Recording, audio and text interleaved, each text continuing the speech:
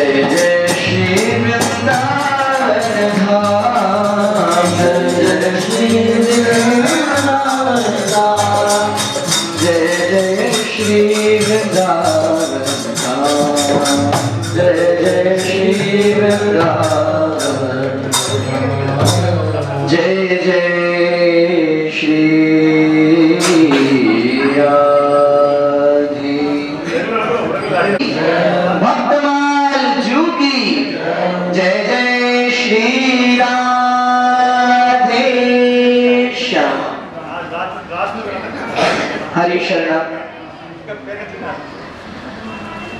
ठाकुर जी की अहेतु की कृपा से हम आप सब लोगों को उनके ही प्रांगण में, उनकी ही गोद में, उनके ही सानिध्य में बैठ करके भगवान के भक्तों की कथा के माध्यम से ये अवसर व्यतीत करने का हम आप सब लोगों को सौभाग्य मिल रहा है।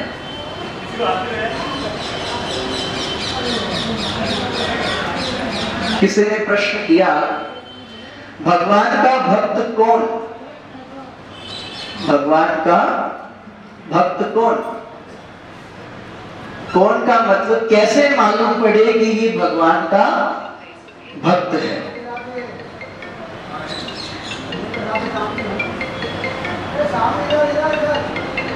श्री हरिराम व्यास जी ने तो कहा, भक्त किसे मानते हैं वो? उत्कर्ष तिलक, उत्कर्ष तिलक अरुदाम को,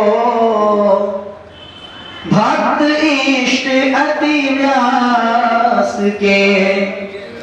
उत्कर्ष तिलक अरुदाम को, भक्त इष्ट अति व्यास के। जिसके मस्तक पे उर्ध पुंड्र लगा हुआ है, तिलक स्वरूप लगा हुआ है, और गले में जिसके कंठी बंधी है तुलसी जी की, तो संतों ने कहा कि हम उसे क्या मान लेंगे? भगवान का भक्त मान लेंगे। तो फिर किसी ने प्रश्न किया, क्या सिर्फ गले में कंठी हो और माथे पे तिलक हो तो वो ही भक्त है क्या? बोले नहीं, ऐसा भी नहीं।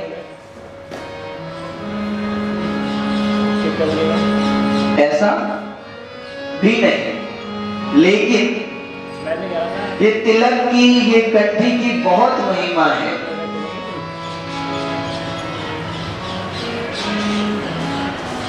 एक बार जो अपने मस्तक पे उर्ध पुंड्र धारण कर लेता है, उसके पुण्यों की तो कोई बराबरी कर ही नहीं सकता।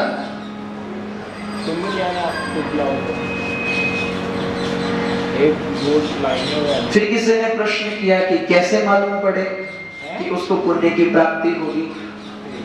तो संतों ने एक दृष्टांत बताया, एक उदाहरण दिया। एक लकड़हारा था और उस लकड़हारे के जीवन में ऐसा कुछ मालूम नहीं पड़ता था कि वो कोई भगवान का भक्त है।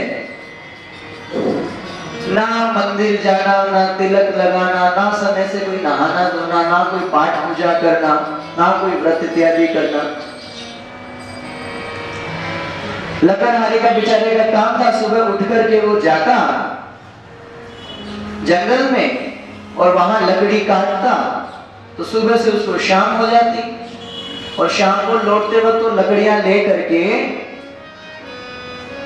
बाजार में बेचता और उससे जो उसको धन की प्राप्ति होती उसको ले करके बाजार में उससे अपने घर का सामान इत्यादि खरीदता, तो उसके घर का काम चलता। तो एक दिन वो लकड़हारा हर दिन की भांति जंगल में लकड़ी काटने के लिए गया, लेकिन दोपहर में थोड़ा बेचारा थक गया था और थक करके उसने पेड़ का सहारा लेकर के थोड़ा आराम करना चाहा। और जैसे ही वो आराम करने लगा कि उसका शरीर पूरा हो गया। अब उसने कुछ विशेष कार्य तो किए नहीं थे, कुछ पुण्य तो उसने किए नहीं थे कि भगवान का वाहन आए ले जाने के लिए, विमान आए ले जाने के लिए। तो उसके जिस जैसे कर्म थे तो वहां पर यमदूत प्रकट हो गए। अब जैसे ही यमदूत प्रकट हुए उतनी सी ही देर में क्या लीला हुई कि वो लकड़हारा अपना सर यूं रख करके सो रहा था, मैंने शरीर उसका पूरा हो गया था, बैठा ही था। तब तक एक चिड़िया ने बीट की और वो बीट इस प्रकार से उस लकड़हारे के मस्तक पे गिरी जैसे उसके मस्तक पे ऊर्ध्वपुंड बन गया, जैसे हमने श्री लगाना कैसा श्री बन गया। जैसे ही उसके मस्तक पर ये श्री स्वरूप का श्री जैसा तिलक बन गया, वैसे ही वहां पर भगवान के पार्षद प्रकट हो गए और उन पार्षदों ने यमदूतों को मार मार के भगा दिया। तो जब मार मार के भगाया तो यमदूत कहने लगे कि अरे इस लकड़हारे का पूरा चिट्ठा है हमारे पास, इसने कोई ऐसा काम नहीं किया है जिसकी वजह से भगवान के धाम जाने का अधिकारी हो, तो आप सब लोग इसको भगवान के धाम क्यों लेकर के जा रहे हैं। तो भगवत पार्षदों ने कहा कि भले ही इसने जीवन में कुछ नहीं किया हो, लेकिन मरते समय इसके मस्तक पे ऊर्ध्वपुंड है, इसके मस्तक पे तिलक लगा हुआ है और इस तिलक की इतनी महिमा है कि इसने भले ही अपने जीवन में कुछ अच्छे कार्य नहीं किए हो, लेकिन उस तिलक की महिमा से, तिलक के लगाने से, तिलक के ब्याज से ये भगवान के धाम जाने का अधिकारी है। आप देखो उस लकड़हारे में ना तो भाग से तिलक लगाया था, ना अपने हाथ से लगाया था, ना अपनी इच्छा से लगाया था, ना कोई रोली से लगाया था, ना चंदन से लगाया था। वो तो स्वाभाविक ही चिड़िया ने बीट कर दी थी तो उसके मस्तक पे गिरी और वो तिलक बन गया। तो उसकी इतनी महिमा कि वो भगवान के धाम जाने का अधिकारी हो गया। और हम सब आप लोग अगर सुंदर रोली से, चंदन से तिलक लगाए तो देखो उसकी कितनी महिमा होगी। कोई व्यक्ति अपने मन में ये चाहे कि मैं भगवान का बहुत सुंदर एक मंदिर बनाना चाहता हूं, तो कितना श्रम लगेगा, कितना रुपया पैसा भी लगेगा। बहुत पैसा लगेगा जब जाकर एक मंदिर बना पाएगा। तो भगवान का मंदिर बनाने का जितना उसको पुण्य मिलेगा उतने एक मंदिर नहीं, उतने 10 लाख मंदिर कोई बनवा दे, उनका जितना पुण्य होता है उतना पुण्य सिर्फ और सिर्फ एक बार अपने मस्तक पे ऊर्ध्वपुंड लगाने से मिल जाता है। संत लोग तो नित्य ही द्वादश तिलक लगाते हैं, तो 12 लाख मंदिर तो वो रोज नहीं बना लेते। और 3 में स्नान करे तो क्या कहेगा। तो तिलक की भैया इतनी महिमा है। सब लोगों को प्रतिज्ञा पूर्वक अपने मस्तक पे तिलक धारण करना चाहिए। जो जिस संप्रदाय से दीक्षित है उसको उसके अनुरूप, अपनी गुरु परंपरा के अनुरूप तिलक लगाना चाहिए। कोई किसी कारणवश कहीं दीक्षित नहीं भी है तो रोली से, चंदन से नित्य उठ करके और ऐसे ही तिलक लगा सकते हैं, लेकिन माथा कभी सुना रखना नहीं चाहिए और तिलक सदैव सबको धारण करना चाहिए, छोटा ही तिलक लगाए भले।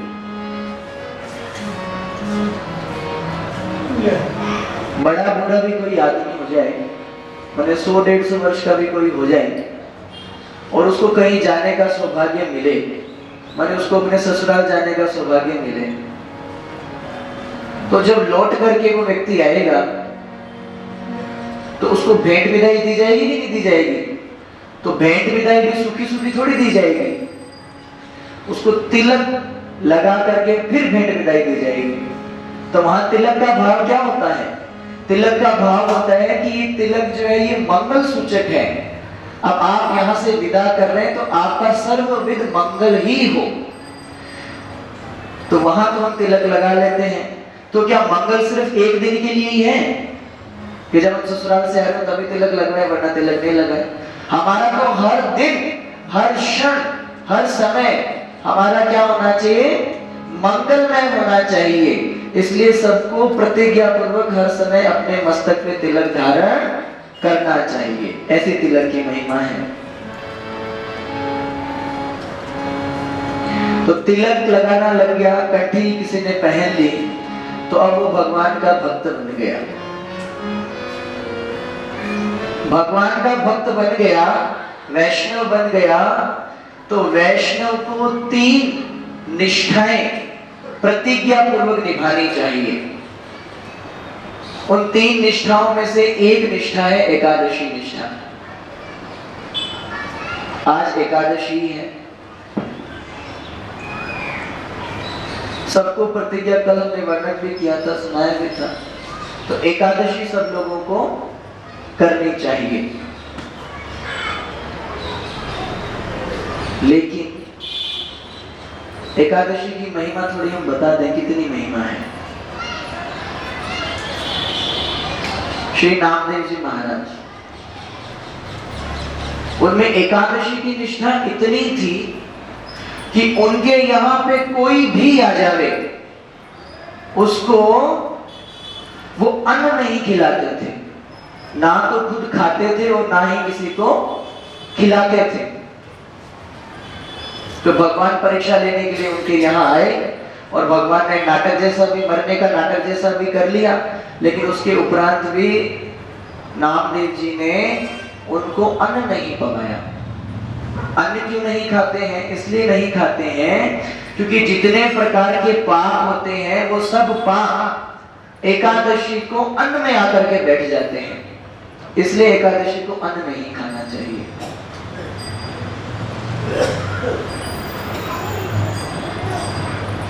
तो सब लोगों को प्रतिज्ञा पूर्वक एकादशी करनी चाहिए। और हम आज हरिवंश महाप्रभु का चरित्र पढ़ेंगे। हरिवंश महाप्रभु के चरित्र में आएगा प्रसाद निष्ठा। ये दोनों बातें एक साथ जुड़ी हुई हैं, एकादशी निष्ठा भी और प्रसाद निष्ठा भी।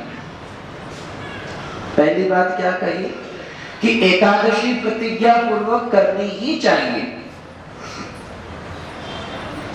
और दूसरी है प्रसाद निष्ठा। प्रसाद महिमा इतनी है कि प्रसाद अगर सामने आए तो प्रसाद को प्रणाम करना चाहिए। क्यों? क्योंकि भगवान भी जो है वो अपने भक्तों से मिलने को आतुर रहते हैं, और जब भगवान को भक्तों से मिलना होता है तो वो कैसे बाहर आते हैं? वो प्रसाद के रूप में ही अपने भक्तों से मिलने के लिए बाहर आते हैं। हम सब तो गोविंद जी का दर्शन करते हैं, महाप्रभु जी का दर्शन करते हैं, हम दौड़ दौड़ के आ गए, लेकिन ठाकुर जी को भी तो बहुत इच्छा होती है मिलने की अपने भक्तों से। तो कैसे मिले? उनके भी मन में खूब होता है, अरे देखो मेरा कितना प्रेमी भक्त आया है, ये मुझे रो रो करके पुकार रहा है, गोविंद गोविंद गोविंद गोविंद कह रहा है, तो मैं इसको ऐसे रोता हुआ देख नहीं सकता। तो ठाकुर जी भी चाहते हैं कि मैं इसको पकड़ के गले लगा लूं। ठाकुर जी गले लगाते भी हैं। कैसे लगाते हैं? ठाकुर जी अपनी प्रसादी माला के रूप में गर्भगृह से बाहर आते हैं और उस भक्त के गले में पधरा जाते हैं, और जो माला है वो माला ही देखो छाती से लिपट जाती है।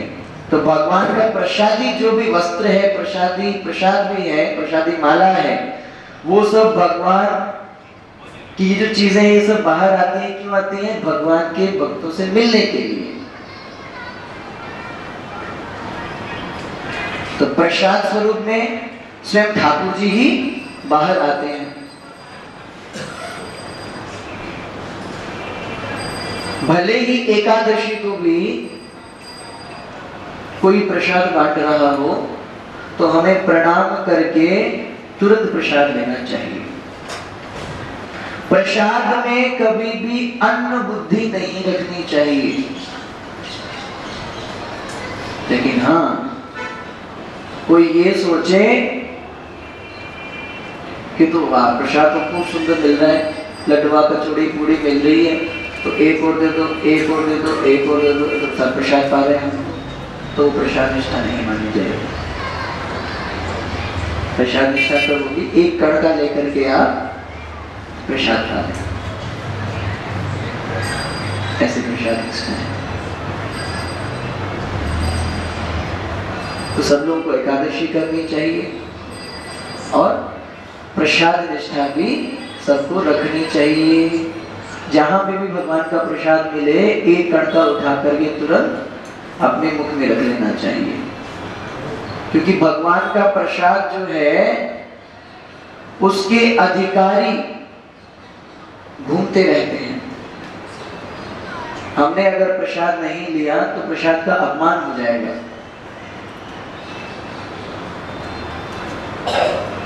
एक घटना सुनाए। परम पूज्य गुरुदेव भगवान हमारे जब छोटे थे तो वृंदावन में रंगजी मंदिर है। रंगजी मंदिर में महाराज जी की सेवा लगी थी, ठाकुर जी की पालकी उठाने की। उस दिन एकादशी थी, तो महाराज जी सुबह से लेकर शाम तक सेवा कर रहे थे और वहां प्रसाद में बेसन के लड्डू मिले, तो महाराज जी ने वो लड्डू पा लिए। पाने के बाद में उनको याद आया कि अरे आज तो एकादशी थी, तो मन में उनके बड़ा पश्चाताप हुआ कि हमारी तो एकादशी टूट गई।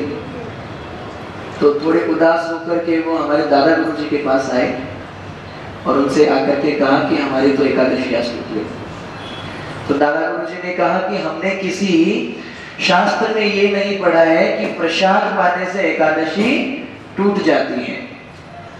हाँ, तुमने अगर इस भाव से पाया होता कि ये बेसन के लड्डू खूब जोरदार है, एक और दे दो, रे एक तो अच्छा लग रहा है, एक और दे दो, तो तुम्हारी एकादशी टूट जाती। लेकिन वो प्रसाद भाव से पाया गया है तो एकादशी नहीं टूटती। तो प्रसाद भाव से हम सब लोगों को एकादशी में भी, यहाँ तक कि जगन्नाथ जी का जो प्रसाद होता है उसमें क्या होता है? निर्माल्य। निर्माल्य का मतलब क्या होता है? चावल के दाने होते हैं।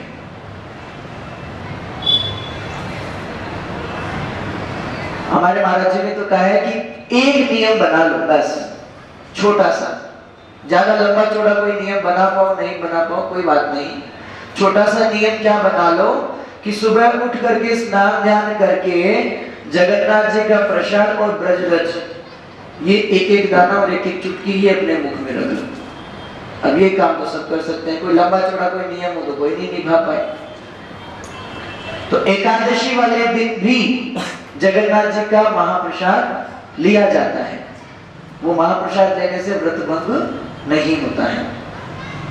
द्वादशी का पारण भी जब किया जाता है तो जगन्नाथ जी का प्रसाद पहले लेकर के ही पारण किया जाता है। और बात, जो भगवान का प्रसाद है वो कभी भी झूठा नहीं होता है। हम जो जगन्नाथ जी का निर्माल्य प्रसाद पाते हैं, वो निर्माल्य प्रसाद कौन सा होता है मालूम है आप लोगों को? जब जगन्नाथ जी के यहाँ भोग बनता है, और भोग बनने की बहुत विशेष विधि है। हांडी पे हांडी, हांडी पे हांडी, हांडी पे हांडी रखी जाती है, उसके नीचे अग्नि जलाई जाती है। अब आप बताओ, हांडी पे हांडी, हांडी हांडी पे हांडी रखेंगे और नीचे अग्नि जलाएंगे तो सबसे पहले कौन सी चीज जल्दी पकेगी? ऊपर वाली कैसे पकेगी? हम आप सब लोग करके देखें, जिसमें आंच ज्यादा लग रही है वही चीज पहले पकेगी। हो सकता है ऊपर वाली तो पके नहीं, नीचे वाली जल भी जाए पूरी। लेकिन जगन्नाथ जी के यहाँ पे ऐसी महिमा है कि सबसे ऊपर वाली हंडी में जो भी द्रव्य होता है, जो चीज होती है, वो सबसे पहले पकती है। और जब तक जगन्नाथ जी के सामने वो भोग सामग्री जाती नहीं है, तब तक वहां किसी प्रकार की कोई सुगंध नहीं होती है। दाल है, भात है, सब्जी है, जो भी प्रकार के सब व्यंजन है, वो सब सामने से निकल जाएंगे, लेकिन किसी में भी सुगंध नहीं आएगी। तो जगन्नाथ जी के सामने सब सामग्री रख दी जाती है। और अब कैसे माने कि भगवान ने आरोग लिया ये प्रसाद? तो जब से ही उस सामग्री में से सुगंध आने लग जाती है, चावल है तो चावल में चावल जैसी महक, सब्जी में सब्जी जैसी महक जब आने लग जाती है, सुगंध आने लग जाती है, तो ये मान लिया जाता है कि अब जगन्नाथ जी ने आरोग लिया। वो प्रसाद बाहर आता है, सब वैष्णव लोग, सब लोग, भक्त लोग सब पाते हैं। पाते पाते जो प्रसाद, जो चावल के दाने गिर जाते हैं, उन्हीं चावल के दानों को सब जीव जंतु भी पा लेते हैं। उसके बाद में उसको झाड़ू लगा के, बुआरी लगा करके बटोरा जाता है, और वो सुखा करके इकट्ठा किया जाता है। वो ही निर्माल्य प्रसाद है।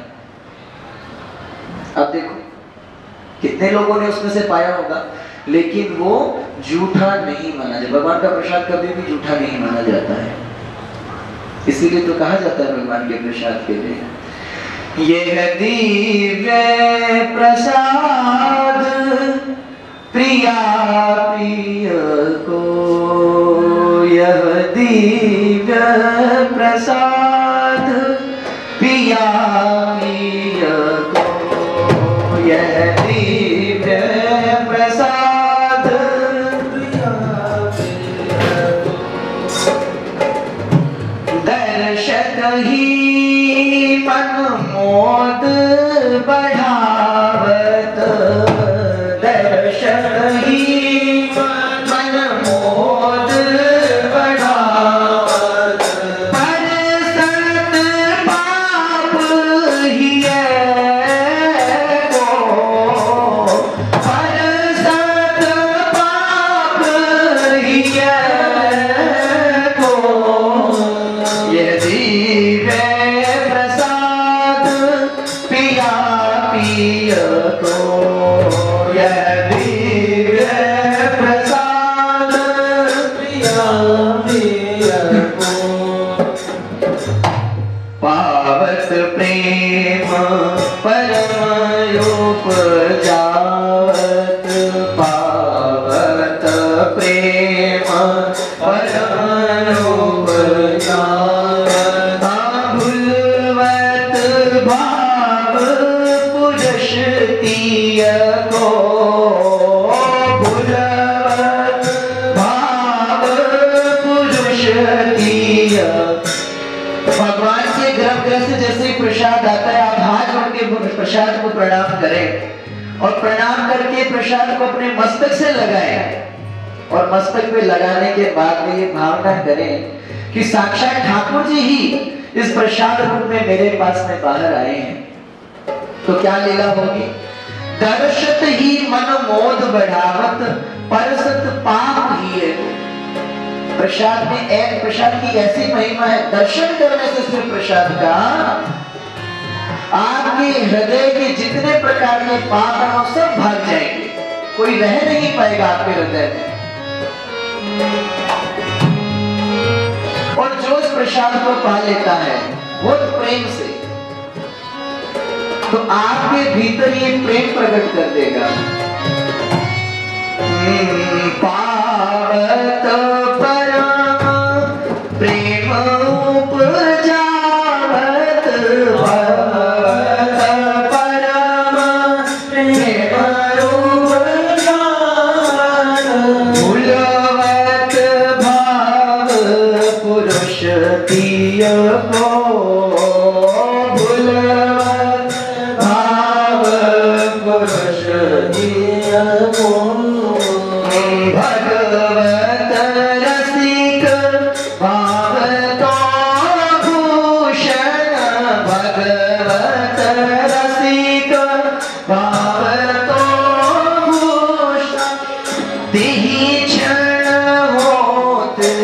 जुगल जिया को दिया क्षण होत जुगल जिया को यह दिव्य प्रसाद प्रिया प्रिया को यह दिव्य प्रसाद प्रिया प्रिया को यह दिव्य प्रसाद प्रिया प्रिया को यह दिव्य प्रसाद प्रिया प्रिया को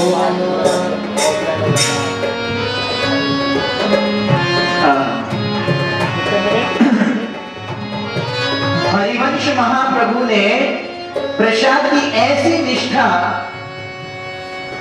जगाई है, बताई है सबको, और अपने जीवन में भी उन्होंने करके दिखाया है, निभा के दिखाया है। प्रसाद के प्रति बहुत सुंदर भाव था ही हरिवंश महाप्रभु का। एक समय गिरिराज जी में सब संतों ने मिल करके ये भाव किया कि हम ठाकुर जी के स्वरूप का अनुरूप ठाकुर जी को भोग लगाएंगे। माने जितने बड़े गिरिराज जी हैं उतने ही बड़े एक गिरिराज जी, प्रसाद के गिरिराज जी हम बनाएंगे और ठाकुर जी को भोग लगाएंगे।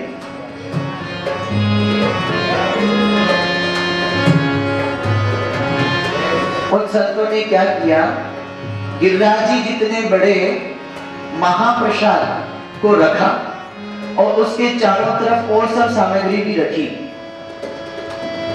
और बीच में मध्य में एक बहुत सुंदर कमलाकृति बनाई, कमल के आकार की आकृति बनाई, उसमें सब सामग्री रखी, और उसके बीच में बहुत सुंदर सुंदर सामग्री भगवान के भोग लगाने के लिए सब प्रकार के रसों की सामग्री उसके अंदर रखी गई। मैंने ऐसा दिखता था कि सफेद कलर का, सफेद रंग का गिरिराज जी है और उसके बीच में एक कमल दल खिला हुआ है। तो सब भक्त वहां गिरिराज जी के सानिध्य में बैठ करके भगवान को भोग लगा रहे थे।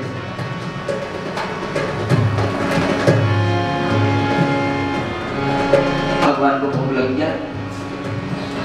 गिरिराज जी एक ऐसे ठाकुर जी हैं जिनको अलग से कोई पर्दा नहीं लगाया जाता है, बिना पर्दे के गिरिराज जी को भोग लगता है। इतने बड़े गिरिराज जी कहाँ पर्दा लगा हुआ, तो गिरिराज जी सामने ही पाते हैं। तभी तक क्या, उसी समय क्या लीला हुई कि भगवान ने भोग लगा दिया था, उसी समय दो चील आसमान में लड़ रही थी, और दोनों लड़ रही थी तो किस लिए लड़ रही थी, क्योंकि एक चील की चोंच में एक मांस का टुकड़ा था, और उस मांस के टुकड़े के लिए ही दोनों चीलें लड़ रही थी। और दोनों जैसे ही लड़ रही थी, लड़ते लड़ते वो मांस का टुकड़ा आकर के उस जो कमलाकृति बनी हुई थी उस प्रसाद के अंदर गिर गया। अब ये सब लीला सब संत भी देख रहे थे। अब संतों ने सोचा कि अब क्या किया जाए, तो कुछ संत तो कह रहे थे कि भैया देखो भगवान ने भोग लगा दिया है, तो ये जो अशुद्ध चीज आ गई है इसको निकाल दो, बाकी सब पालो। लेकिन कुछ कह रहे थे, बोले ऐसे थोड़ी होता है, ये अशुद्ध चीज गिर गई तो सब अशुद्ध हो गया, बोले अब क्या करें। तो सब लोग मिल करके आचार्य श्री विठलनाथ जी के पास में गए, गोसाई जी के पास में गए। तो गोसाई जी भी निर्णय कर सकते थे, लेकिन गोसाई जी ने कहा कि प्रसाद निष्ठ अगर इस समय कोई विराज रहे हैं वृंदावन में, तो वो सिर्फ और सिर्फ हित हरिवंश महाप्रभु हैं, उनको ही बुलाया जाए। वो जैसी आज्ञा करेंगे वैसा ही हम सब लोग कार्य करेंगे। तो हरिवंश महाप्रभु को बुलाया गया। जैसे ही हरिवंश महाप्रभु गिरिराज में आए, आते ही उन्होंने सबसे पहले प्रसाद का दर्शन किया, और प्रसाद का दर्शन करते ही तो वो भाव से श्री राधे श्री राधे श्री राधे श्री राधे कह के रोने लग गए, भाव में भर गए और प्रसाद देखते ही गाने लग गए, ये है दिव्य प्रसाद प्रिया प्रिय को, यह दिव्य प्रसाद प्रिया प्रिय, दर्शत ही मन मोद बढ़ावत, दर्शत ही मन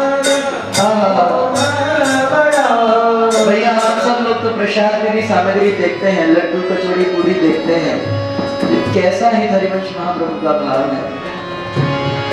प्रसाद को देखते ही, दूर से देखते ही उनके मन में कैसा आह्लाद हो रहा है। दर्शत ही मन मोद बढ़ावत, दर्शत ही मन मोद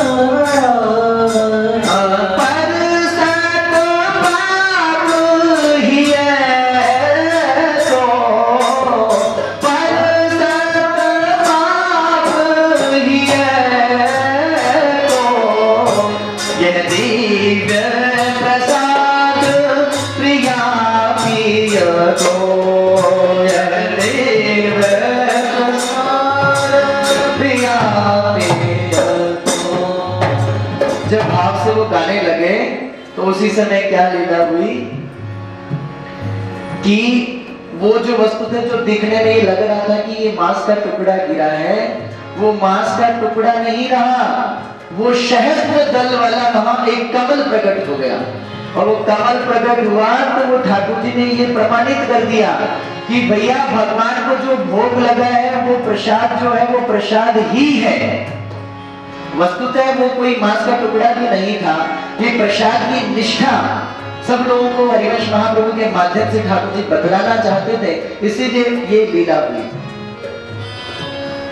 तो ऐसे प्रसाद की भैया निष्ठा है, सब लोगों को प्रसाद प्रतिज्ञा पूर्वक इसी विधि से, इसी भाव से लेना चाहिए कि ये स्वयं ठाकुर जी का ही स्वरूप है।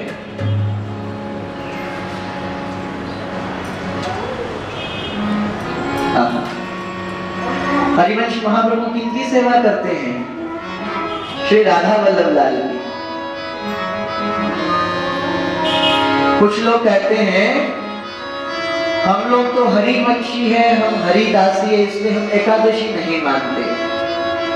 भैया हरिवंश महाप्रभु के कहीं नहीं लिखा हुआ कि हम एकादशी नहीं मानते। एकादशी की अपनी महिमा है, लेकिन श्री राधा वल्लभ लाल इतने रसिक ठाकुर हैं कि वो हर समय प्रसाद पाते हैं तो अन्न का ही भोग लगता है उनको यहाँ।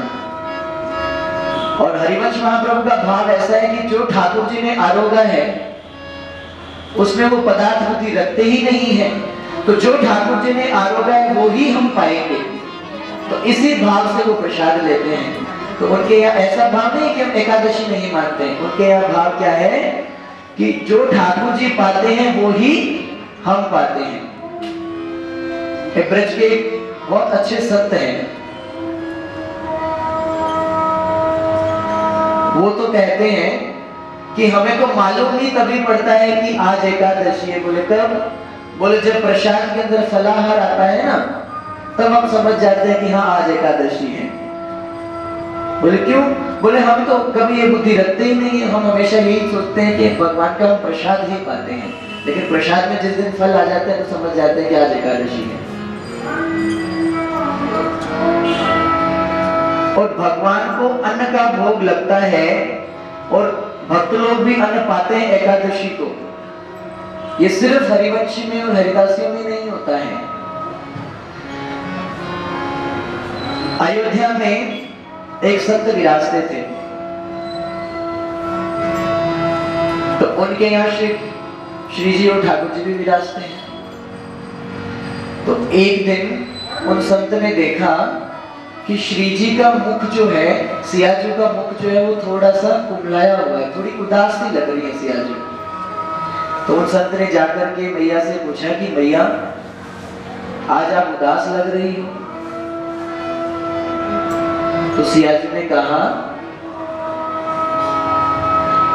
कि हमारा शरीर जो है ना वो मिथिला का है, और मिथिला में भात खूब खाते हैं, चावल खूब खाते हैं, और हमारा मुख जो है वो थोड़ा सा इसलिए भी उदास है, हम इसलिए थोड़े परेशान हैं क्योंकि कल एकादशी है, तो एकादशी में अन्न का भोग लगेगा नहीं, इसलिए हम थोड़े से उदास बैठे हैं। तो उन संत ने कहा कि अरे अरे हम एकादशी के भक्त थोड़ी हैं, हम तो आपके भक्त हैं, इसलिए हम तो वो ही काम करेंगे जिसमें आपको प्रसन्नता मिले। भाई आपको प्रसन्नता अगर एकादशी को भी चावल पाने नहीं होते तो हम आपको चावल खवाएंगे। तो उन संत ने सुंदर रसोई बनाई एकादशी वाले दिन भी, और रसोई बना करके खूब सुंदर और श्री जी को भोग पधराया। तो सब संतों में वो हल्ला हो गया, बोले अरे इस संत ने तो सब आचार विचार ही बदल डाले हैं। अब इसने एकादशी को अन्न बनाना शुरू कर दिया तो सब संत भी ये बोलेंगे, इनका उदाहरण दे देंगे, वो देखो उनके यहाँ भी तो बनता है। तो सब संतों ने मिल करके, अयोध्या में मुख्य मंदिर है हनुमानगढ़ी, तो हनुमानगढ़ी के ही पंडितों ने, पुजारियों ने और सब संतों ने मिल करके उन संत की पिटाई कर दी, और ऐसी पिटाई कर दी कि बेचारे अब उठ ही नहीं पाए, लहूलुहान जैसे हो गए। तो अब उनको पीट करके सब पंडित सब साधु और अब भगवान की सेवा करने के लिए अंदर गए, हनुमान जी की सेवा करने के लिए गए। तो जैसे ही वो स्नान ध्यान करके हनुमान जी का दरवाजा खोलने लगे, वैसे ही हनुमान जी ने अंदर से दरवाजा बंद कर लिया। बोले अरे तुम मेरे भक्त को पीट करके बड़े बड़े भक्त बनते हो। तो जब ये लीला हुई तो सबने क्षमा याचना करी। तो हनुमान जी ने कहा कि मैं भीतर से दरवाजा जब ही खोलूंगा जब उन संत को तुम लोग पालकी में बिठा करके उनकी जय जयकार करते हुए जब लेकर के आओगे, जब भी मैं दरवाजा खोलूंगा। तो वहां पर भी एकादशी को भोग लगता है अन्न का, लेकिन वो जो अन्न का भोग एकादशी को लगता है, वैष्णव लोग उस प्रसाद को द्वादशी वाले दिन पाते हैं, एकादशी को नहीं पाते हैं। लेकिन कहीं पर एकादशी को भी भगवान का प्रसाद मिल रहा हो तो किसी को मना ही नहीं करनी चाहिए, एक कण का अपने मुख में तुरंत रखना चाहिए, ऐसे प्रसाद की निष्ठा है।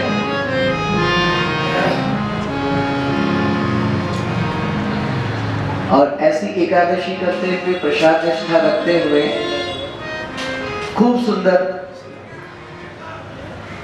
भक्त का जीवन कैसा होना चाहिए। अब तिलक भी लगाना शुरू कर दिया, कंठी भी पहन ली, और एकादशी भी करते हैं, प्रसाद निष्ठा भी रखते हैं, फिर क्या करना चाहिए। अब हमारा जो बचा हुआ जीवन है, उस जीवन को भगवान की सेवा में और सुमिरन में सौंप देना चाहिए। कैसे सौंपना चाहिए? जैसे मीरा जी कहती हैं, श्याम मन चाकर राखो जी, श्याम मन चाकर राखो जी, श्याम मन चाकर राखो जी, श्याम मन चाकर राखो जी, श्याम मन चाकर राखो जी, श्याम मन चाकर राखो जी।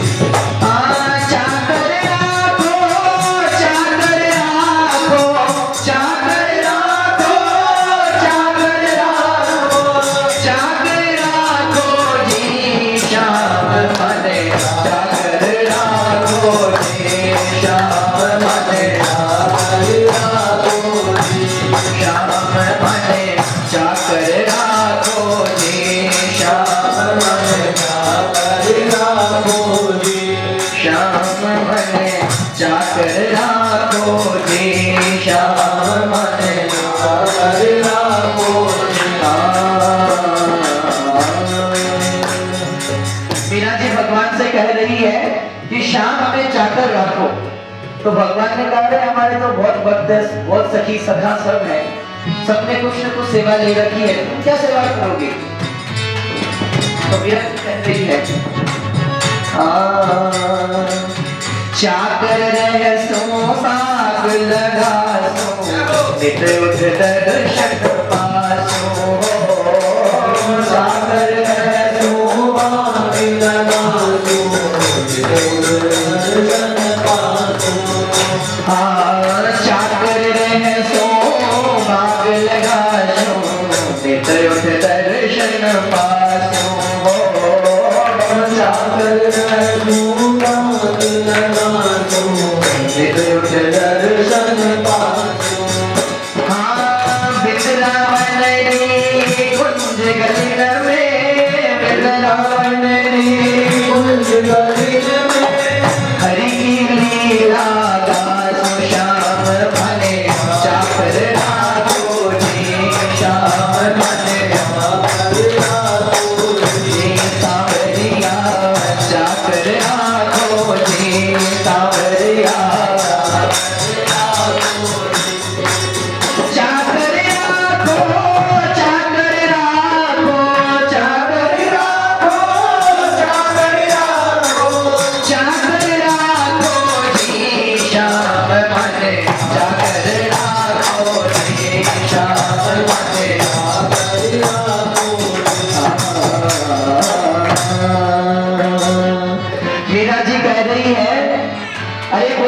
कोई सेवा नहीं मिलेगी आपके खूब वृंदावन में तो खूब बड़े बगीचे हैं ना, तो उससे में कुछ न कुछ मैं पौधारोपण करूंगी, तुलसी जी के बगीचे लगाऊंगी, नित उठ करके आपके दर्शन पाऊंगी।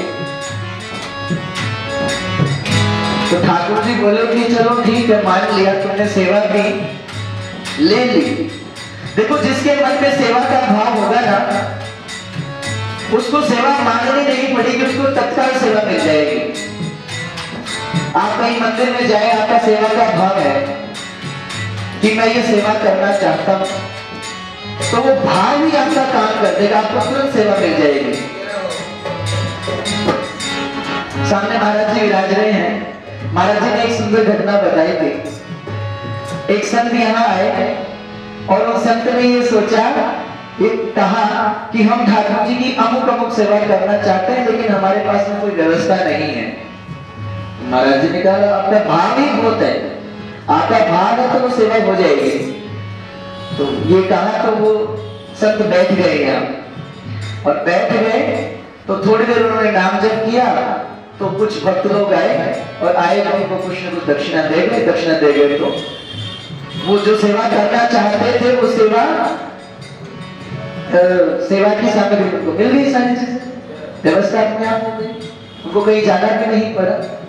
तो सेवा के लिए आपको सिर्फ और सिर्फ भाव रखना है। तो ठाकुर जी ने कहा कि चलो ठीक है, तुमने खुद ने सोच ली ना, तुमने कहा कि श्याम भने चाकर राखो, तो तुमने सेवा मिल गई कि नित उठ करके मैं बाग लगाऊंगी, बगीचे लगाऊंगी। अरे जब सेवा करोगे तो कुछ न कुछ फिर दक्षिणा में तो तुम्हें चाहिए होगी। महीना पूरा होगा तो कहोगी अब दो, कुछ मेहनताना भी दो हमें। तो हम मेहनताना क्या मांगोगी हमसे? तो मीरा जी ने कहा मेहनताना हमें और कुछ नहीं चाहिए। क्या चाहिए?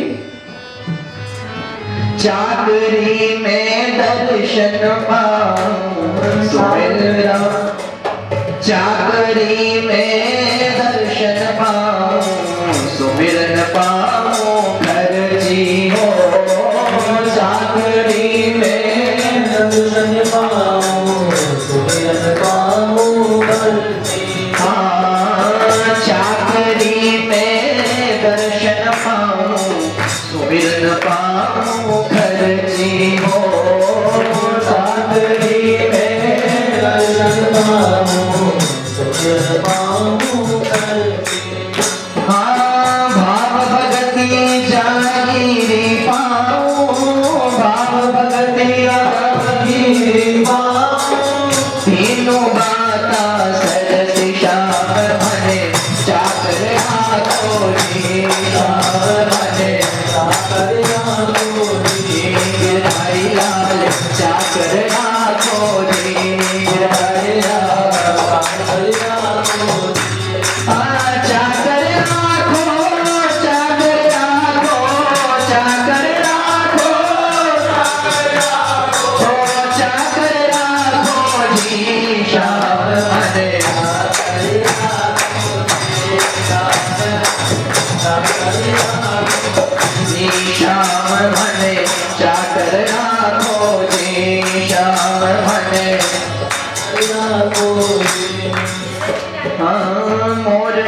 पीतांबर सोहे गल में चंदी माला हो।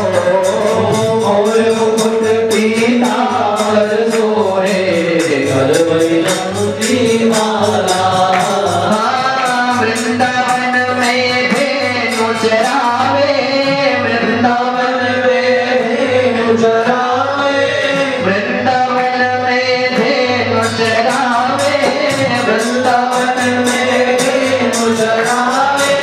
मोहन मुरली वाला श्याम मन चाकर राघोली चार जाए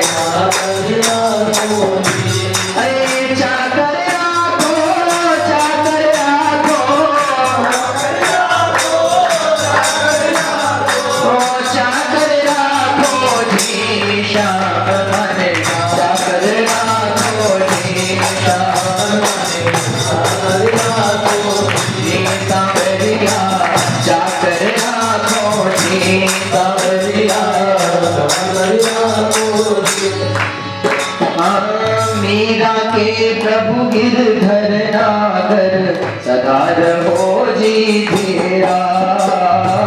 मीरा के प्रभु गहर गंभीरा सदा रहो जी तेरा। मीरा के प्रभु गहर गंभीरा सदा रहो जी तेरा। मीरा के प्रभु गहर गंभीरा आदि रात प्रभु दर्शन दीना, आदि रात प्रभु दर्शन दीना, आदि रात प्रभु दर्शन दीना, आदि रात प्रभु दर्शन दीना। प्रेम नदी के तीरा श्याम बने चाकर राघोजी श्याम बने सावरिया चाकर राघोजी सावरिया चाकर राघोजी। हाँ चाकर राघो चाकर राघो चाकर राघो चाकर राघोजी सावरिया चाकर राघोजी सावरिया चाकर राघोजी। देखो मीरा जी ये भजन कहाँ गा रही है? मेड़ता में। मेड़ता में मीरा जी भजन गा रही है और वहां पर ठाकुर जी दर्शन दे रहे हैं। तो दर्शन दे रहे हैं तो कौन सी नदी के ऊपर खड़े होकर के भगवान दर्शन दे रहे हैं? प्रेम नदी के तीरा। मतलब वहां पर ठाकुर जी प्रकट हो गए तो वहां पर वृंदावन भी प्रकट हो गया। तो वृंदावन कहाँ है? एक संत ने तो कहा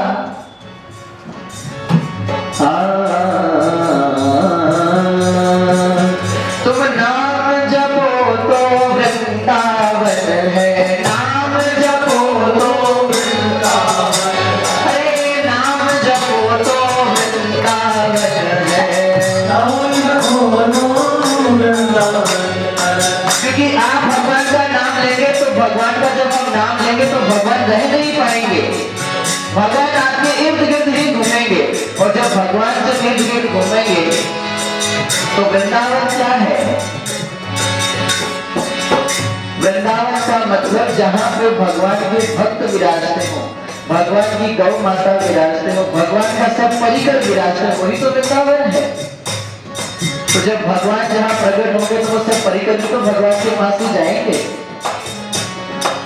नाम जपो तो वृंदावन है, नाम जपो तो वृंदावन, नाम जपो तो वृंदावन है, नाम जपो तो वृंदावन, नाम जपो तो वृंदावन है, नाम जपो तो वृंदावन।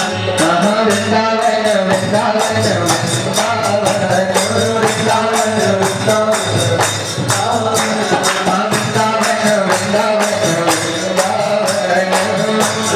वृंदावन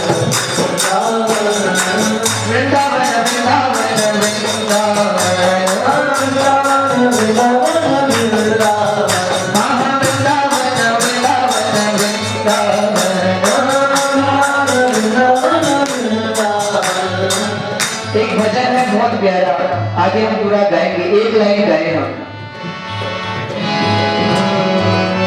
घर घर तुलसी ठाकुर सेवा, घर घर तुलसी ठाकुर सेवा, घर घर तुलसी ठाकुर सेवा, घर घर तुलसी ठाकुर सेवा। हाँ सेवा करो तो वृंदावन है, सेवा करो तो वृंदावन, हाँ सेवा करो तो वृंदावन है, सेवा करो तो वृंदावन में गमे बहुत है, वृंदावन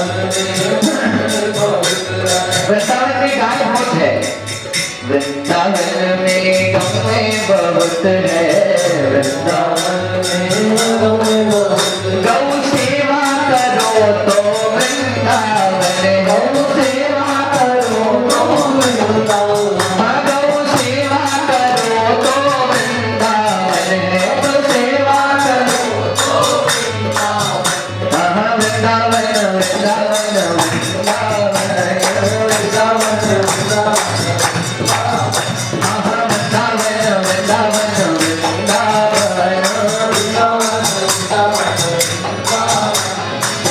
वृंदावन में संत जन है, वृंदावन वृंदावन में सखा सखिन है, वृंदावन में संत सेवा करो तो वृंदावन, संत सेवा करो तो वृंदावन, संत सेवा करो तो वृंदावन, संत सेवा करो तो वृंदावन, वृंदावन वृंदावन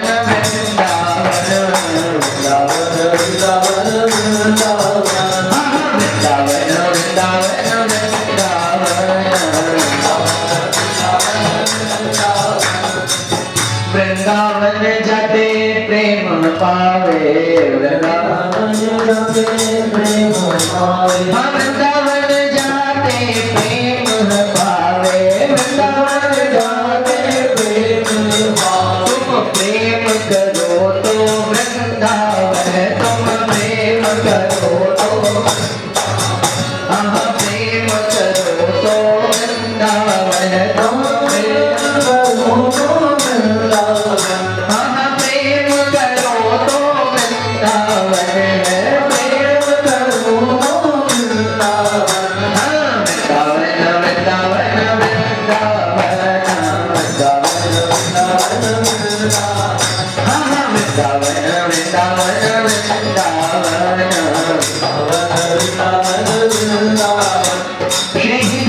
महाप्रभु का जन्म जो है वो वादग्राम में हुआ है और कुछ समय हरिवंश महाप्रभु वादग्राम में रहे हैं और अब उनको वृंदावन के प्रति इतना अनुराग हो गया है कि अब वो वृंदावन के बिना रह नहीं सकते हैं और अब उन्होंने सब छोड़ छाड़ के वृंदावन की ओर वो निकले हैं और जब वृंदावन की ओर जब जा रहे हैं तो क्या कह रहे हैं?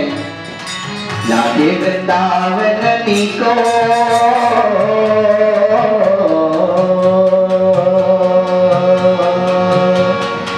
लागे वृंदावन को हाली माने, लागे वृंदावन को, लागे वृंदावन को हाली माने, लागे वृंदावन को, लागे वृंदावन को आली रे माने, लागे वृंदावन को, लागे वृंदावन को आली रे माने, लागे वृंदावन को, हाँ लागे वृंदावन को आली माने, लागे वृंदावन को, लागे वृंदावन को आली माने, लागे वृंदावन को। घर घर तुलसी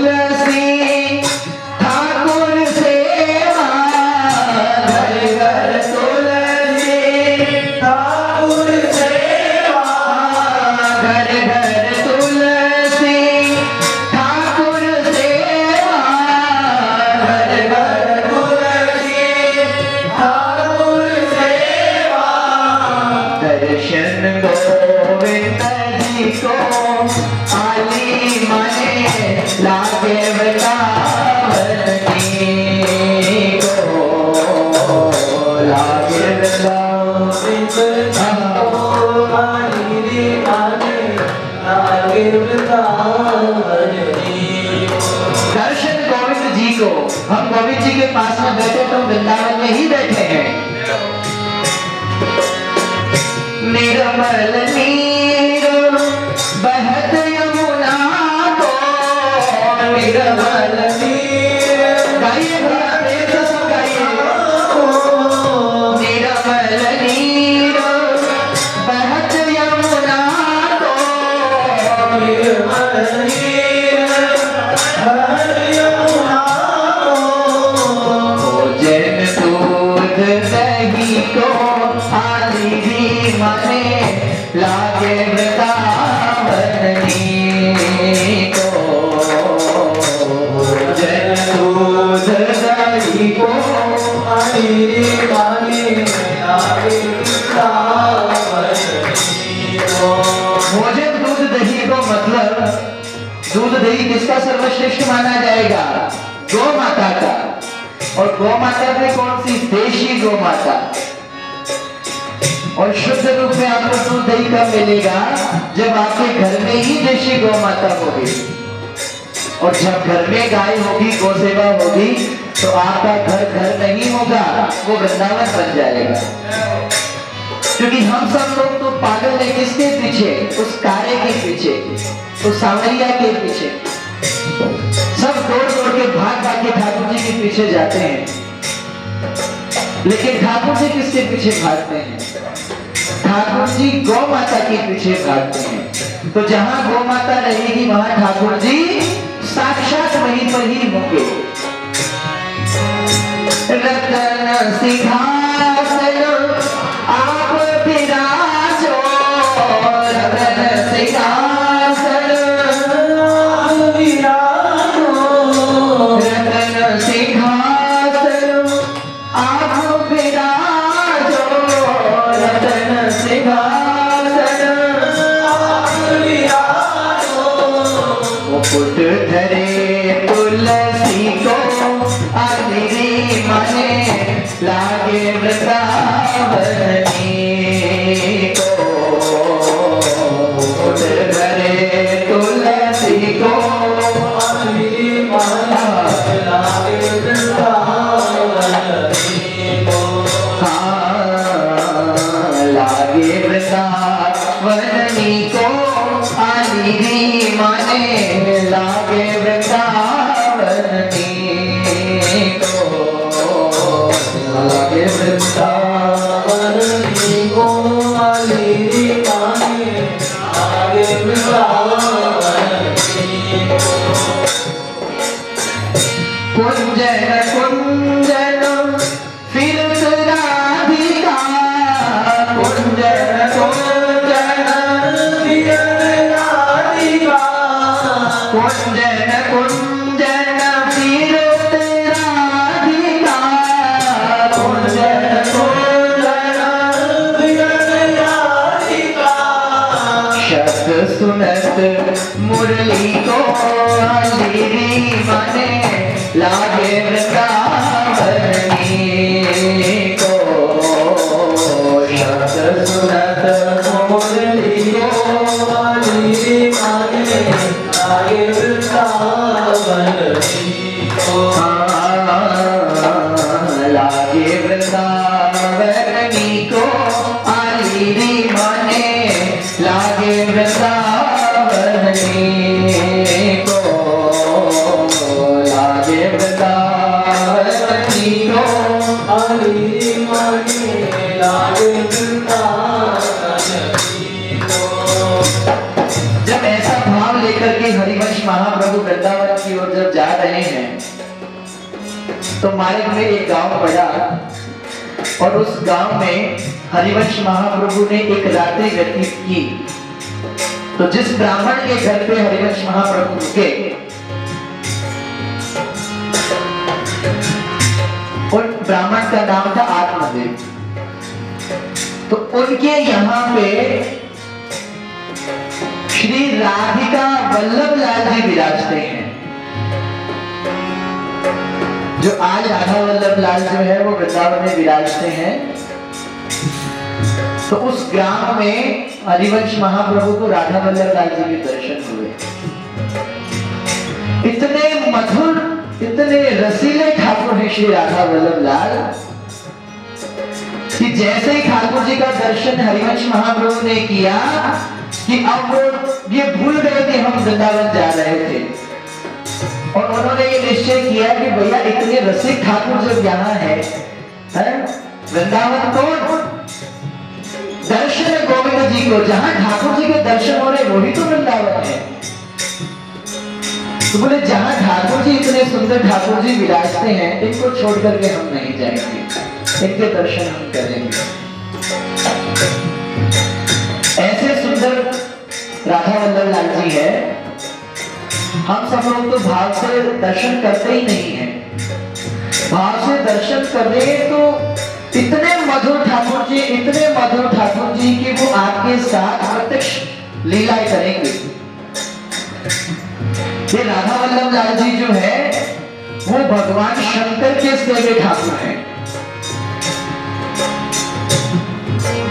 आत्मदेव ब्राह्मण ने तपस्या की भगवान भोलेनाथ की, और तपस्या करके भगवान शंकर जब प्रसन्न हो गए तो भगवान शंकर ने कहा कि बोलो ब्राह्मण देवता आपको क्या चाहिए। तो आत्मदेव ब्राह्मण जो थे वो नरसिंह जी की ही कोटि के भक्त थे। नरसिंह जी की कोटि के भक्त का मतलब, नरसिंह जी महाराज भी 7 दिन तक, 7 रात तक भूखे प्यासे भोले बाबा को गले से लगा करके और वहीं बैठ गए, ना कुछ खाया ना कुछ पिया। जंगल के अंदर भोले बाबा के मंदिर में भोले बाबा से चिपट करके बैठ गए। जब बैठ गए तो भोले बाबा प्रकट हुए। प्रकट हुए तो भगवान भोलेनाथ ने कहा कि भैया मांगो, तुम्हें क्या चाहिए। भगवान भोलेनाथ से क्या मांगना चाहिए वो हमें नरसिंह जी से सीखना चाहिए। क्या कहते हैं नरसिंह जी? ओ मैं तो शिव ही शिव को ध्याऊं, जल से स्नान कराऊं। मैं तो शिव ही शिव को ध्याऊं, जल से स्नान कराऊं। मैं तो शिव ही शिव को ध्याऊं, जल से स्नान कराऊं। मैं तो शिव ही शिव को ध्याऊं, जल से स्नान कराऊं। सबसे जल्दी प्रसन्न होने वाले देवता है भोले बाबा। भरी सर्दी में भी आप ठंडा ठंडा जल लेकर के शिव जी के ऊपर उड़ेल दोगे तो भोले बाबा ये नहीं कहेंगे भैया ठंडा जल क्यों डाल रहा है, थोड़ा गर्म जल तो डाल रहा है। कोई भरी सर्दी में 1 लोटा जल भी भगवान भोले बाबा को चढ़ा देता है तो भोले बाबा इसको रीझ जाते हैं। और मुख धड़े धड़े गाल बजाओ, मुख धड़े गाल बजाओ। भोले बाबा ये नहीं कहते मेरे लिए मदन लाओ, ढोलक लाओ, तबला लाओ, उसी से रीझूंगा। बोले नहीं, ये गाल को खुला करके गाल को ही बजा बजा करके भोले बाबा रीझ जाते हैं। ये अगर बजा दो तो रीझ जाते हैं। आंख धतूरे का जो पुष्प होता है उसका रस अगर किसी की आंख में गिर जाए तो वो व्यक्ति अंधा हो जाता है। ऐसा पुष्प कोई चढ़ाने योग्य नहीं होता है, लेकिन वो पुष्प भी अगर भोले बाबा को चढ़ा दो तो भोले बाबा प्रसन्न हो जाते हैं। इसका मतलब ये नहीं है कि भोले बाबा को वो पुष्प ही चढ़ाए, भाई सुंदर सुंदर सामग्री चढ़ानी चाहिए, लेकिन भाव ये है कि आप वो पुष्प भी अगर भोले बाबा को चढ़ाते हो तो वो भी स्वीकार कर लेते हैं। मैं तो चावल चंदन चढ़ाऊं, मैं तो चावल चंदन चढ़ाऊं, और आग धतूरा लाऊं, और आग धतूरा लाऊं। याने हरे हरे नाच हंसाऊं, याने हरे हरे नाच हंसाऊं, याने हरे हरे नाच हंसाऊं।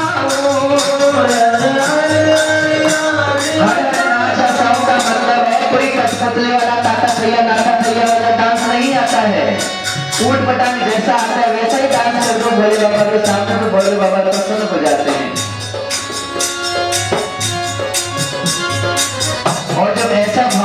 नरसिंह जी ने कहा, तो नरसिंह जी के सामने भगवान भोले बाबा प्रकट हो गए और प्रकट हुए तो भोले बाबा ने कहा, वो तोहे और कछु का चाहिए, तोहे और कछु का चाहिए, तोहे और कछु का चाहिए, तोहे और कछु का चाहिए।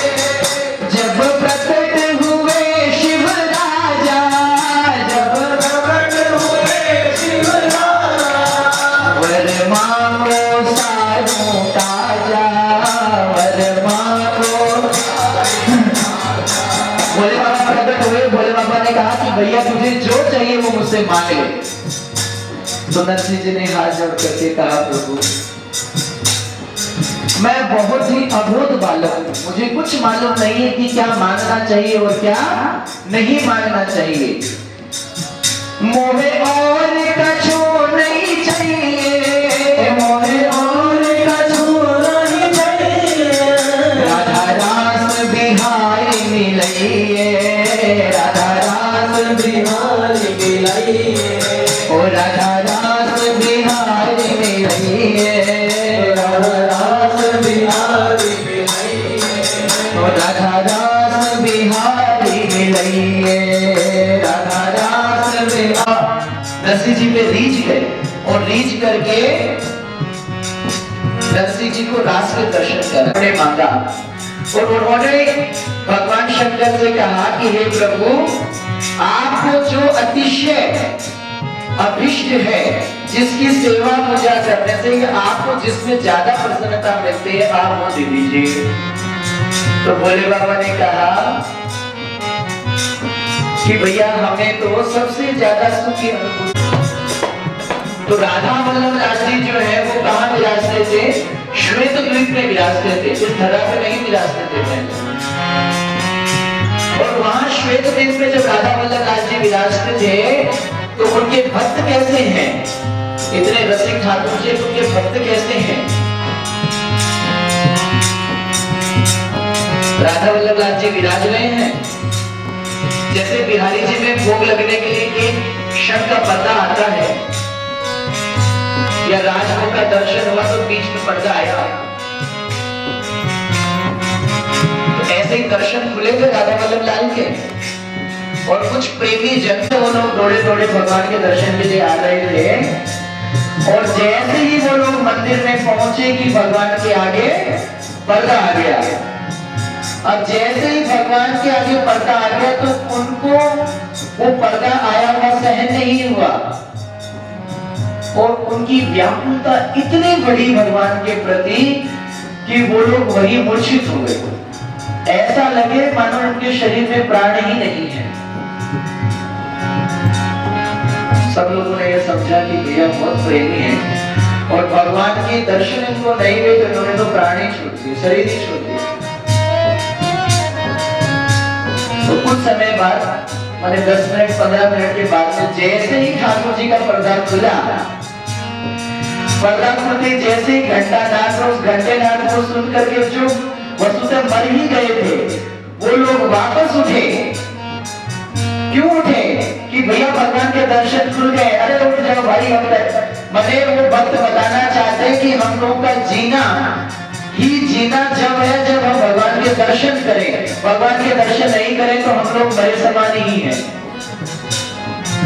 ऐसे रसीले ठाकुर को आली माने लागे वृंदावनी को, लागे वृंदावनी को आली माने लागे वृंदावनी को, लागे वृंदावनी को आली माने लागे वृंदावनी को, लागे वृंदावनी को आली माने। जी की प्रेरणा से सब जगह पे संत होते हैं। क्यों होते हैं? हम आप सब लोगों को भगवान के भजन में लगाने के लिए, और वो ये बताते हैं, वो स्वयं भजन करके बताते हैं कि भैया तुम वृंदावन जा पाओ या नहीं, मन में तो आपकी व्याकुलता रहनी ही चाहिए सदैव। वृंदावन के प्रति हमारा भाव रहना ही चाहिए, लेकिन हम सब लोग तो वहां बस तो नहीं सकते हैं। तो हम कथा के माध्यम से, कीर्तन के माध्यम से जब हम जुड़ेंगे, हम सत्संग जब हम करेंगे, तो वहां पर वृंदावन अलग नहीं रहेगा, वहां पर ही वृंदावन प्रकट हो जाएगा। ये संत जब आते हैं और बहुत सुंदर भाव कह करके हम लोगों को जताते हैं और ये बताते हैं कि यहाँ पर ही वृंदावन है। अरे राम नाम के हीरे मोती, राम नाम के हीरे मोती, मैं बिखराऊं गली गली। राम नाम के हीरे मोती, मैं बिखराऊं गली गली। ले लो रे कोई राम का प्यारा, शोर मचाऊं गली गली। ले लो रे कोई राम का प्यारा, शोर मचाऊं गली गली। ले लो रे कोई राम का प्यारा, शोर मचाऊं गली गली। ले लो रे कोई राम का प्यारा, शोर मचाऊं गली गली। ये सब हम लोगों को चेताने के लिए आते हैं, इसीलिए धराधाम पे आते हैं हमें बताने के लिए, भैया सिर्फ और सिर्फ भगवत नाम ही सार है, इसके अलावा सब नश्वर है। अरे जिन जिन में ये मोती लूटे, जिन जिन में ये मोती लूटे, वो तो माला माल हुए। जिन जिन में ये मोती लूटे, वो तो माला माल हुए। धन दौलत के बने पुजारी, आखिर में कंगाल हुए। धन दौलत के बने पुजारी, बाकी सब कंगाल हुए।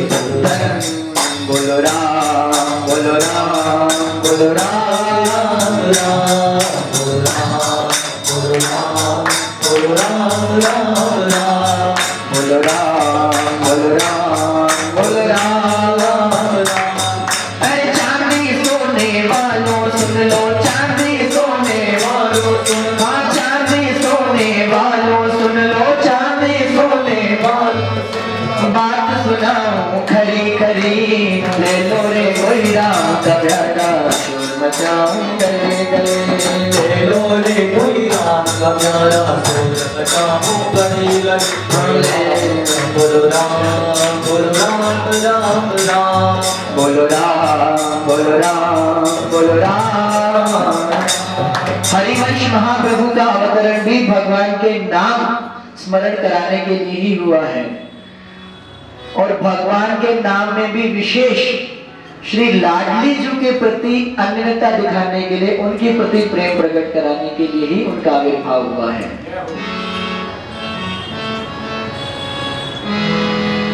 श्री नाभाजी महाराज ने कहा, हरिवंश गोसाई भजन की रीत सुकृत को जानिए। हरिवंश गोसाई भजन की रीत सुकृत को जानिए। राधा चरण प्रधान,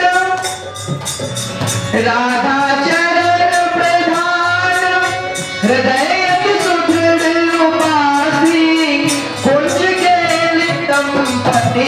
सहागी करत खवासे। सर्वश्रमा प्रसाद प्रसिद्धता के अधिकारी, विधि निषेध नहीं दास, अनन्य उत्कट व्रत धारी। व्यास सुवन पथ अनुसरे, सोहि बड़े पहिचानिए। व्यास सुवन पथ अनुसरे, सोहि बड़े पहिचानिए। हरिवंश गोसाई भजन की रीति सकत को जानिए। हरिवंश गोसाई भजन की रीति को जानिए।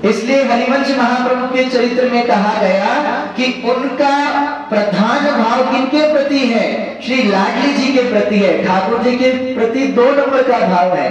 वस्तुतः संतों की दृष्टि में ठाकुर जी श्री जी अलग अलग है नहीं, वो दोनों एक ही हैं, लेकिन फिर भी उनका विशेष अनुराग किसके प्रति है? श्री लाडली जी के प्रति है। राधा चरण प्रधान हृदय अति सुदृढ़ उपासी, कुंज केली दंपति तहाँ की करत खवासी। भैया जिसको भगवान के महल टहल की जिसको सेवा चाहिए उसको तो लाडली जी की ही शरण में जाना पड़ेगा। और वास्तव में हम आप सब लोग भगवान के यहाँ बैठे हैं ना, भगवान हमें जब स्वीकार करते हैं तो हम लोगों में ऐसा कोई गुण नहीं है कि जिसकी वजह से भगवान रिझ जाए। हम लोग अच्छा काम भी जब करने जाते हैं तो 100 बुरे काम करके फिर अच्छा काम करते हैं। मंदिर आने का काम बहुत अच्छा है कि नहीं है? सब सुबह सुबह जो लोग मंगला में आते हैं, शहर में आते हैं, राजभोग में आते हैं, दौड़ते हैं, भागते हैं कि कहीं गोविंद देव जी के दर्शन निकल नहीं जाए। लेकिन दर्शन करने की आतुरता में भी कुछ न कुछ हमसे अपराध बनते ही हैं। तो श्री लाडली जी जो है वो ही हमें पुरस्कार करते, तो भगवान के शरण में हम लोग पहुंच पाते हैं। राधा रास बिहारी राधे, राधा रास बिहारी, राधा रास बिहारी, राधा रास बिहारी राधे, राधा रास बिहारी, राधा रास बिहारी, राधा रास बिहारी राधे, राधा रास बिहारी, राधा रास बिहारी, राधा रास बिहारी राधे, राधा रास बिहारी, राधा रास बिहारी, राधा रास बिहारी राधे, बिहारी राधे, राधा रास बिहारी, राधा रास बिहारी राधे, राधा रास बिहारी राधे, राधा रास बिहारी राधे, राधा रास बिहारी राधे, राधा रास बिहारी राधे, राधा रास बिहारी राधे, राधा रास बिहारी राधे, राधा रास बिहारी राधे, राधा रास बिहारी राधे, राधा रास बिहारी राधे, राधा रास बिहारी राधे, राधा रास बिहारी, राधा रास बिहारी, राधा रास बिहारी राधे, राधा रास बिहारी, राधा रास बिहारी, राधा रास बिहारी राधे, राधा रास बिहारी राधे, राधा रास बिहारी राधे, राधा रास बिहारी राधे, राधा रास बिहारी राधे, राधा रास बिहारी राधे, राधा रास बिहारी राधे, राधा रास बिहारी राधे, राधा रास बिहारी राधे, राधा रास बिहारी, राधा रास बिहारी, राधा रास बिहारी राधे, राधा रास बिहारी, राधा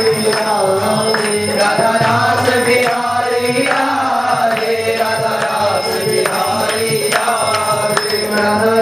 बिहारी राधे, राधा रास बिहारी, राधा रास बिहारी, राधा रास बिहारी राधे, राधा रास बिहारी, राधा रास बिहारी, राधा रास बिहारी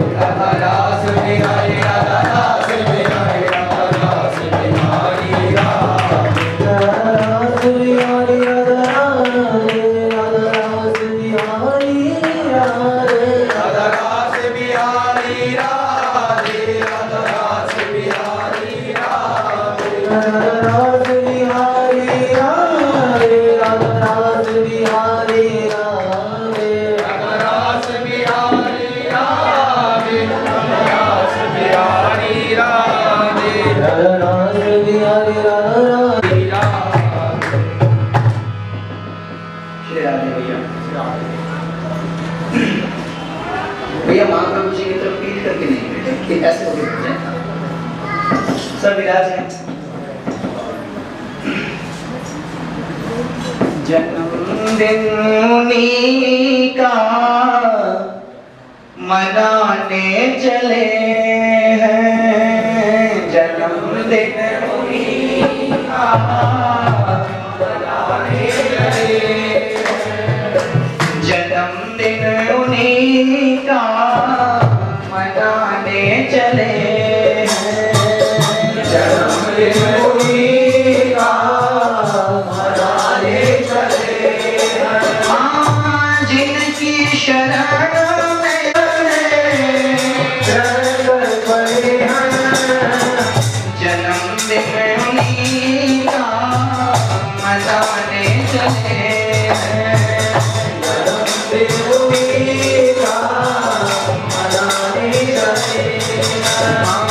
जन्मदिन उन्हीं का मनाने चले हैं, जन्मदिन उन्हीं का मनाने चले हैं। जीवन में किसी भी साधक का अगर कितना सा भी निर्माण हुआ है और वो ये सोचता है कि जो कुछ हुआ है वो मेरे करने से ही हुआ है, तो ये उसका दुर्भाग्य है। इतना सा भी निर्माण अगर किसी के जीवन में हुआ है तो वो सिर्फ और सिर्फ सद्गुरुदेव भगवान की कृपा ही है, जिसकी वजह से हम लोगों के जीवन में कुछ अच्छा देखने को मिल रहा है, तो उनकी कृपा के कारण ही है। बनाया है करके कृपा हमको जिसने, बनाया है करके कृपा हमको जिसने, बनाया है करके कृपा हमको जिसने, बनाया है करके कृपा। कल हम लोगों ने चर्चा की थी कि भैया हम आज सब लोग जो भगवान का नाम ले रहे हैं वो हमारे आचार्यों की वजह से ही हम ले रहे हैं।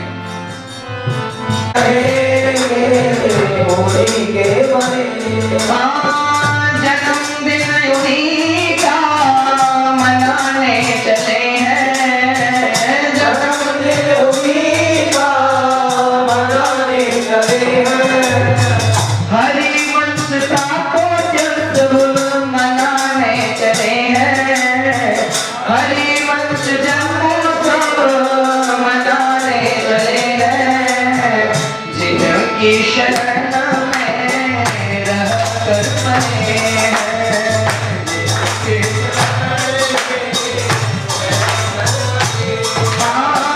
जिनकी शरण में रह कर पले हैं,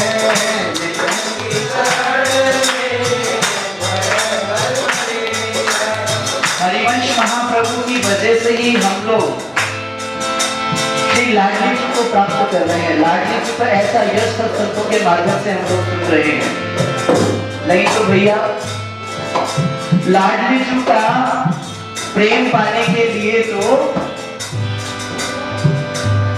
अनंत ब्रह्मांड कोटि नायक भगवान श्री हरि,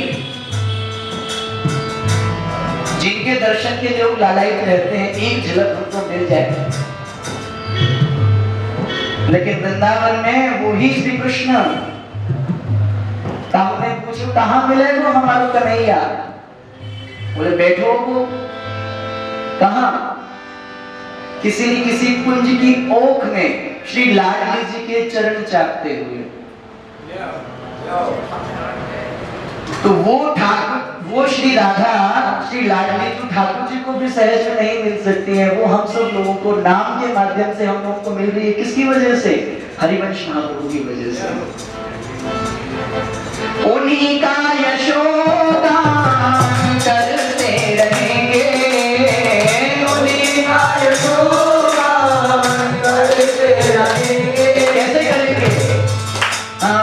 हरिवंश हरिवंश हरिवंश हरिवंश हरिवंश हरिवंश हरिवंश हरिवंश, उन्हीं का यशोगान करते रहेंगे, उन्हीं का करके रहेंगे। हरिवंश नाम सदा गाते रहेंगे। हरिवंश नाम सदा गाते रहेंगे। जिनकी कृपा से फूले फले हैं, जिनकी कृपा से फूले फले। हाँ, जिनकी कृपा से फूले फले हैं, जिनकी कृपा से फूले फले। हाँ, उन्हें कैसे भूले बता दे कोई तो।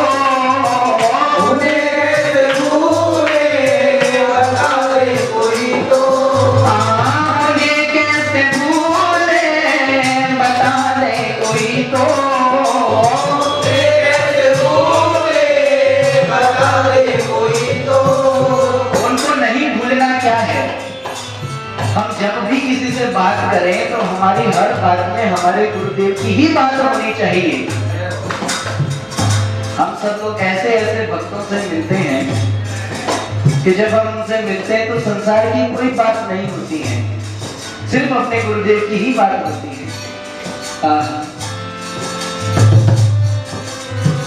उन्हें कैसे भूले बता दे कोई तो। उन्हें कैसे भूले बता दे कोई तो।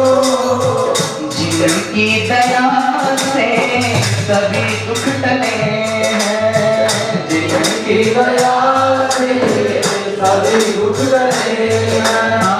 जिनकी दया से सभी दुख टले हैं, जिनकी दया से सभी दुख टले हैं। जिनकी दया से सभी दुख टले हैं, जिनकी दया से सभी दुख टले हैं। जन्मदिन उन्हीं का मनाने चले हैं, जन्मदिन उन्हीं का मनाने चले हैं। जन्मदिन उन्हीं का मनाने चले हैं, जन्मदिन उन्हीं का मनाने चले हैं। आज बधाई को दिननी को, आज बधाई को दिननी को, आज बधाई को दिननी को, आज बधाई को दिननी को। नंद घर यशोमती जायो है, नंद घर यशोमती जायो है, नंद घर यशोमती जायो है, नंद घर यशोमती जायो है। व्यास घर तारा देवी जायो है, व्यास घर तारा देवी जायो है, लाल बामती जी को, लाल बामती को, आज बधाई को दिननी को, आज बधाई को दिननी को, आज बधाई को दिननी को, आज बधाई को दिननी को। बधाई बधाई बधाई बधाई है, बधाई बधाई बधाई बधाई। ऐसे सुखी सुखी बधाई बजाइए। बधाई बधाई बधाई बधाई है, बधाई बधाई बधाई बधाई। बधाई बधाई बधाई बधाई है, बधाई बधाई बधाई बधाई। आज बधाई को दिननी को, आज बधाई को दिननी को, आज बधाई को दिननी को, आज बधाई को दिननी को, आज बधाई को दिननी को। आज बधाई को दिननी को। जब ठाकुर जी अवतरित होते हैं, ठाकुर जी के भक्त अवतरित होते हैं तो क्या होता है? सुखी सुखी बधाई नहीं होती है। पंच शब्द बाजे बाजती है, पंच शब्द बाजे बाजे हैं, पंच शब्द बाजे बाजते हैं, पंच शब्द जब ठाकुर जी प्रकट हुए तो शुरू में सबने ढोल नगाड़ा झांझ बजाना शुरू किया। इतनी प्रसन्नता है उनको ठाकुर जी के अवतरण से, ठाकुर जी के जन्म से इतनी उनको प्रसन्नता, इतनी खुशी है उनको कि वो बजा बजा के सब तोड़ दिए। अब जितने भी वाद्य थे सब वो टूट गए। आप सोचो भैया अब क्या करें? कोई कहेगा बस इतनी खुशी थी सब तोड़ ताड़ दी, तो नहीं, खुशी तो और है। तो घर में पराते थी, ड्रम थे, जो भी किवाड़ थे उनको भी बजाने लगे। इसलिए पंच शब्द अलग अलग प्रकार के सब स्वर सुनाई दे रहे हैं। कोई मुंह से कह रहा है जय हो जय हो जय हो, कोई घंटी बजा रहा है, कोई अपनी ताली बजा रहा है। इसलिए भैया जितनी खुशी भगवान के आविर्भाव से होती है उतनी खुशी हमको भक्तों के आविर्भाव से भी होनी चाहिए। पंच शब्द बाजे बाजते हैं, पंच शब्द बाजे बाजते हैं, पंच शब्द बाजे बाजते हैं, पंच शब्द बाजे बाजते हैं। घर घर पे आयो टीको, घर घर पे आयो टीको, आज बधाई को दिननी को, आज बधाई को दिननी को, आज बधाई को दिननी को, आज बधाई को। मंगल कलश लिए ब्रज सुंदरी, मंगल कलश लिए ब्रज सुंदरी, मंगल कलश लिए ब्रज सुंदरी, मंगल कलश लिए ब्रज सुंदरी। ग्वाल बनावत छी को, ग्वाल बनावत छी को, आज आज बधाई को दिननी को, आज बधाई को दिननी को, आज बधाई को दिननी को, आज बधाई को दिननी को। बधाई है बधाई है बधाई है बधाई है, बधाई है बधाई है बधाई है बधाई है, बधाई है बधाई है बधाई है बधाई है, बधाई है बधाई है बधाई है बधाई है। हरिवंश प्रगट गए बधाई है बधाई है, हरिवंश प्रगट गए बधाई है बधाई है, बधाई है बधाई है बधाई है बधाई है बधाई है बधाई है बधाई है बधाई है। आज बधाई को दिननी को, आज बधाई को दिननी को, आज बधाई को दिननी को, आज बधाई को दिननी को। देते आशीष सकल गोपी जन, देते आशीष सकल गोपी जन, देते आशीष सकल गोपी जन, चिरजीवो ओ चिरजीवो ओ चिरजीवो कोटि परितो, चिरजीवो कोटि परितो। आज बधाई को दिननी को, आज बधाई को दिननी को। राधा राधा राधा राधा राधा राधा राधा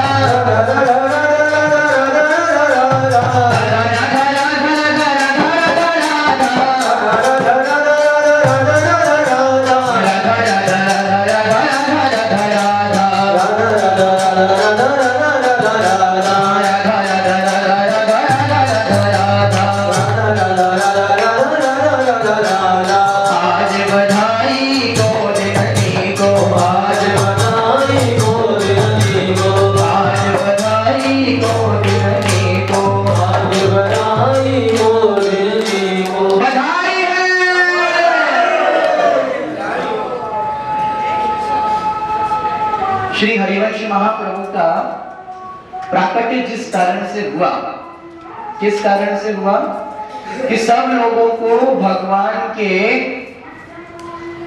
कुंज निकुंजन में सेवा प्रदान कराने के लिए।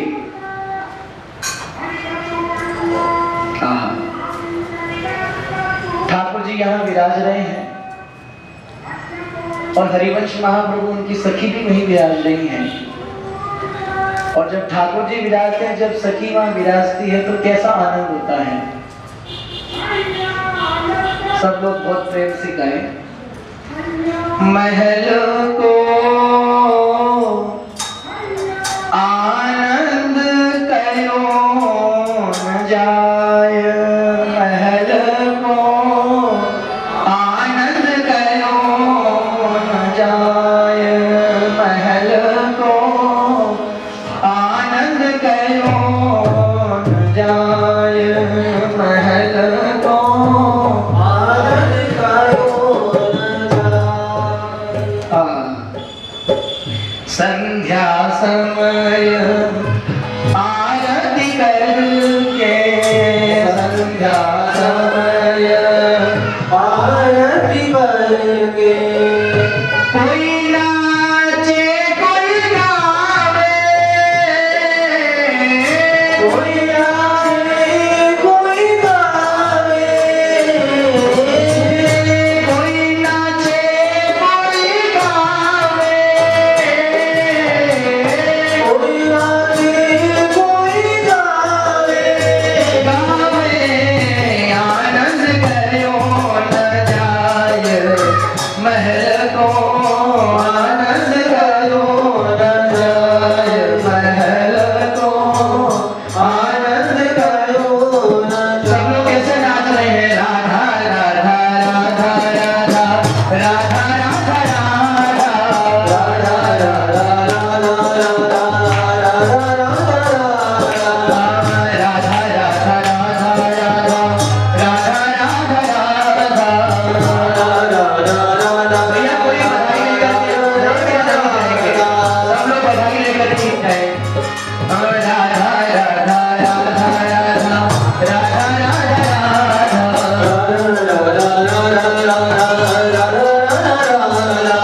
किसी के मन में बधाई देने की भी इच्छा हो तो किसी और को बधाई देने की आवश्यकता नहीं है।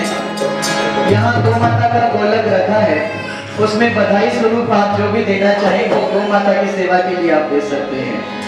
राधा राधा राधा राधा राधा राधा